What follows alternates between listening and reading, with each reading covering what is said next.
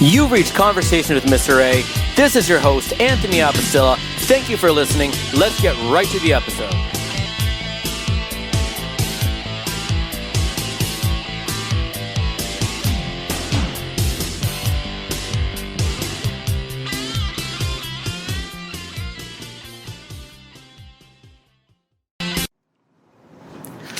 Welcome to another edition of Conversations with Mr. A. This is your host, Anthony Apostilla.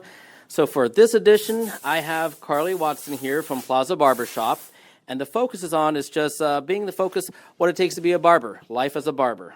So Karley, thank you so much for being a guest. No problem. I'm excited to be here. So the first question I have is, what was the process that you had to go through to be a barber? Certification, schools, what did you have to do? So I initially went to school for cosmetology. So it's 1,700 hours of school where you're doing hair and bookwork and things like that. And then after that, you would have to get licensed through the state once you complete the hours. So you have to do a written test, and then you have to do a practical, so driving, you have a written, and then you'd have to drive. So then you'd have to show them that you can cut hair. I know for barbering, it's less. I think it's 4 months. Cosmetology, it takes 1,700 hours, which I don't remember if it was 8 months, 5 days a week, 8 hours a day. And there's just kind of different outlets you can pick and choose. But with cosmetology, you can do chemicals, so hair color, perms, things like that. So it's just more of a variety. So I picked that so that I could have more options. Barbering's kind of just more only cutting hair. But I ended up going into just barbering, so. Someone told me that whether it's cosmetology or barbering, it takes 2 years, but it sounds like it's a little bit less than 2 years. Yeah, I don't know about now. This was a long time ago when I went. I know it's 1,700 hours, so you have to just basically complete 1,700 hours. So the school that I went to, it was 5 days a week, 8 hours a day. But I think there's other options now out there, especially with COVID and the internet. You can do some of this stuff online, so. How did you like the process? Was it exhausting? Was it fun? Was it tedious? Just going through the whole thing? I think originally I was pretty young, and I was honestly just doing it because all my friends were doing it. Mm-hmm. And I needed something to do and fast, so it was kind of a quick thing to do. And then I ended up doing it for longer than I thought, and then I actually even went into healthcare and got my degree in healthcare and did that for about 8 years, and then came back to barbering because I realized that I really liked that job and liked what I did for barbering. So awesome. What in your experiences, what are some of the rewards and challenges that you go through barbering? I guess there's two components to that because I now own a business. So being a new business owner the last 2 years, some challenges have been staffing issues, finding people that, do good haircuts, reliability, all that stuff that goes along with hiring somebody. As far as just barbering, I would say the challenges would be it's physically tiring, it's physically hard on your body. You're standing all day, you're doing repetitive. With barbering, you're not just doing 5 haircuts. You're doing anywhere between 15 to 25 haircuts a day. So it's a lot. Rewards, there's a lot of rewards. I think, that's something I realized with the healthcare job is every job's going to kind of have a good and a bad. So the rewards for me with this place definitely are the people that come in here. There's a lot of really cool people. There's a lot of really interesting things you can find out about people if you open your mind to it. You get a lot of good connections. So I really enjoy that part of it. But then once in a while, there's some challenging people also that you kind of have to work around. But yeah, the challenges I'd say would be more physical, and then also as far as like regular, like let's say you have a government job, you get health insurance, you get paid time off, you get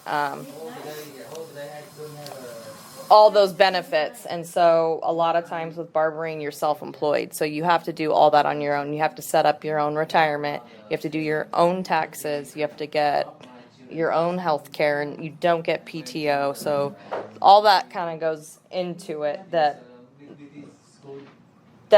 either you like it or you don't. You also kind of have a little bit of freedom maybe with barbering.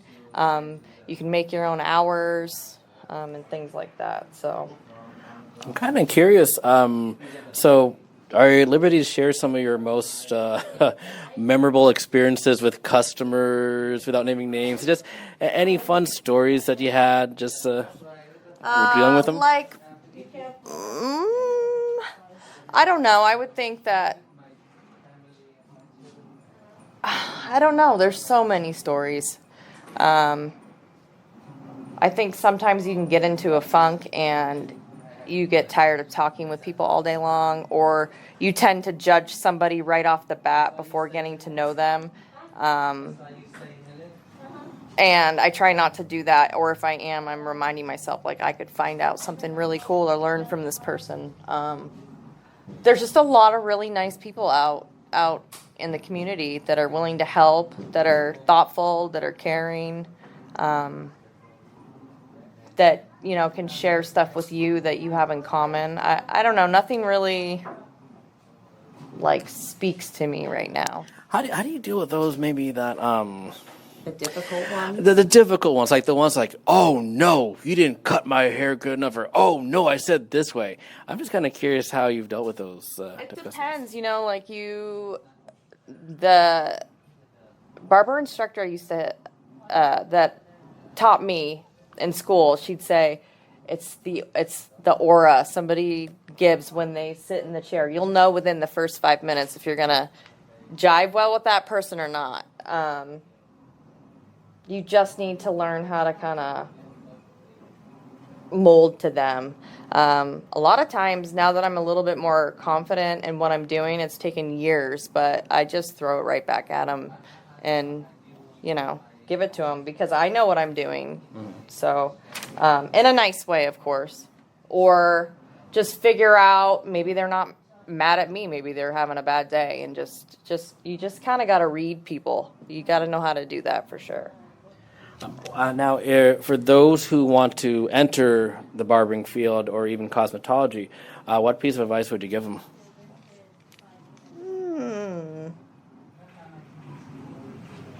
Make sure you're ready to stand all day and physically work hard. It's a draining job.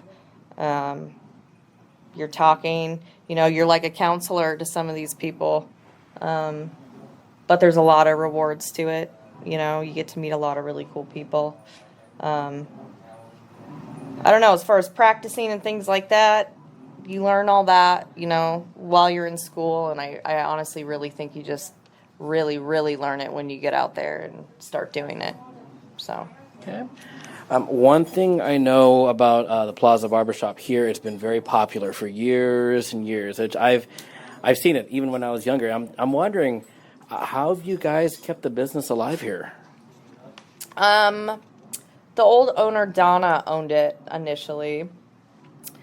And she just ran a good shop, I think. And that's, I bought this place and I want to keep it as similar as I can. I know life changes, things change, things progress. So things are going to change a little bit. But, what this place stands for me is just like a family welcoming community type place where, everybody's getting along, has a great attitude. Donna taught me a lot of stuff. She is a hard worker. She was a fair boss. I think a lot of that, like as a business owner now, you gotta have that. You gotta have a steady group of people and you got to be a good team. So I think that plays a big role in a successful business, as well as having the respect for your customers and appreciation. Don't have like an attitude. A lot of these barbershops nowadays are like tattoo shops, kind of, to me. Like, they kind of get cocky and kind of, I don't know, they just kind of have an attitude, and that's not what this place has ever been about. It's about learning about people and being respectful and caring, and I don't know. Sounds like building relationships is really important. That's one of the keys. Heck yeah, and it means a lot to me. I guess that's why this place means a lot to me. It's just everybody that comes in here, especially like, regular people that you get to see, they become like your friends, or you start really caring about them and what they're going through, and they care about you. So it's pretty cool. There's a lot of really cool people from the community that come in here. Doctors, lawyers, McDonald's worker, just everybody. So it's pretty cool. There's a wide assortment of people. You've done a good job with me. I'm here every 2 weeks. Yeah. So on the flip side, what are some of the challenges keeping the business alive that you see? Like I was saying, like when I first took it over, it was, finding those people again. We had some people retire, finding the right fit for the place. I don't know. Probably now the internet is a challenge. Like, there's a lot of people that can write reviews and things like that, and that could be damaging. So, when Donna owned it, there wasn't all that. So that can tug at you a little bit when you're checking those things. That kind of gets challenging. Scheduling people, it seems like I can never get the right formula. So I'll have one person wanting this, and if I just could move this one person's one day, but they don't want to move it, so then that just throws it all off. So I think that's hard. I think there's a lot of different personalities that I have to work with, and I'm learning that big time, how to deal with people, like the people that work here. Before I didn't have to worry so much, but now I have to really mold myself to communicate with them how they are receptive to being communicated to. Does that make sense? Yeah. Loyalty, I'm guessing, is important. Oh, heck yeah. Yeah, you got to be loyal. You got to care about this place. You got to care about your haircuts. It's got to, I don't know. Yeah, that's a big deal to me. What are some of the challenges that you face, like being an owner here, balancing that between that and your personal life? I'm still learning how to do that. I still come home sometimes and want to cry because I'm so stressed out, or had a bad Yelp review, or someone left, or there's always something. I think initially I was really, really like highly sensitive to any little thing. Now I'm still sensitive, but I think I'm coping better. So I talk about work a lot. It's always on my mind. Donna, when I bought it from her, said, "Congratulations, this is your new baby." And yeah, it's definitely a baby. Like, it's always there. It's always a part of you. And then physically, you're just tired when you get off work. So you kind of almost need like 30 minutes to just sit in a dark room and not hear noise or talk to anybody. So. It shows that you care, though. It shows that you care. Yeah. I think you alluded a little bit with Donna. I was going to ask who some of your mentors were as far as being a barber. I'm assuming Donna's one of them? Donna, yes, for sure. I had worked one other barbering place in my 20s, and I'm in my 40s now. And then I had the opportunity to come here, and it was it was a good opportunity. Like, wow. So when I came here, the types of people, the types of haircuts, there's a wide variety. So you need to know how to do a lot of different ones, not just one military haircut. So definitely Donna. Terry, who worked here for a long time, and then Kristan. She's also a really great barber. They're all getting a little older and kind of getting to retirement age, but they taught me a lot. They also were really hard on me, and I don't know. I think all in all, like they helped kind of shape who I am as a barber. Donna taught me a lot about customer service, just running the shop. Like I want to run the place like how she did because she was like the best boss I ever had. So I still talk to her and look to her for answers sometimes. But as far as barbering and learning techniques and things like that, I definitely learned a lot from them. And there's a lot that they're not doing these days in schools and things that they taught me that's more of an older barbering technique. So it might have been really hard during the time, but now I'm super grateful for all that. So Awesome. yeah.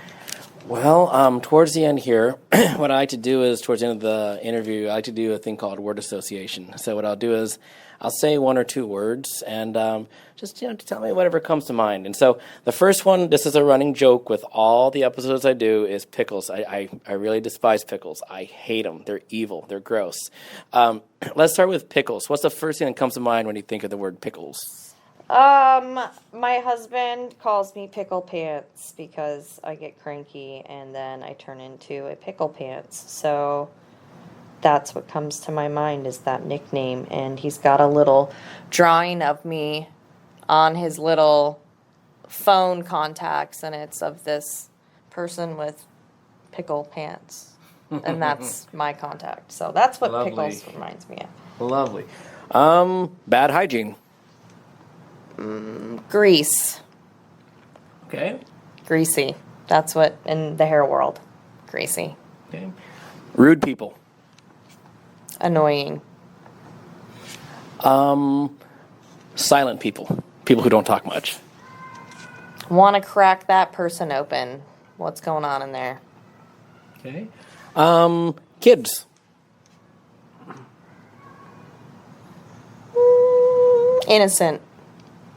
Okay. Teenagers. Cell phones. Okay. Yeah. I like that one. Yeah. That's pretty good. Okay. How about social media? Don't like it. Okay. Rap music. Exercise. Country music. House cleaning. Steak. A1 sauce. Hey, yeah. I like what you're thinking. I like what you're thinking a lot there. That's awesome. How about horror movies? Like them. Okay. Romantic movies. Meh. Barbie? Ugh. Top Gun. It was pretty good. Okay. UFC, MMA? Nerd. Okay, nerd. I was going to say the next one is WWE. Nerd. Oh. Double nerd. Oh. Boxing. Mike Tyson, the ear. Iron Mike Tyson, okay. Basketball. Or George Foreman. Gosh, what's that guy's name? Stephen Curry? Curry? Okay. Yeah. How about traveling? Sunshine. Okay. Hiking? Sweaty. Good sweat. Okay. Dressing up? Fun. Casual clothing? Comfortable.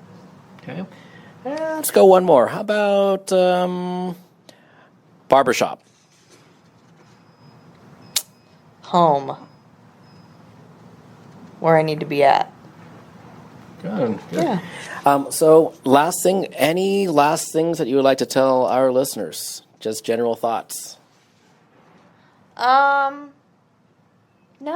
I mean, barbering's a good field to go into, especially, once you put some time in, like owning a business, you can make some good money and you can be successful and respected in the community.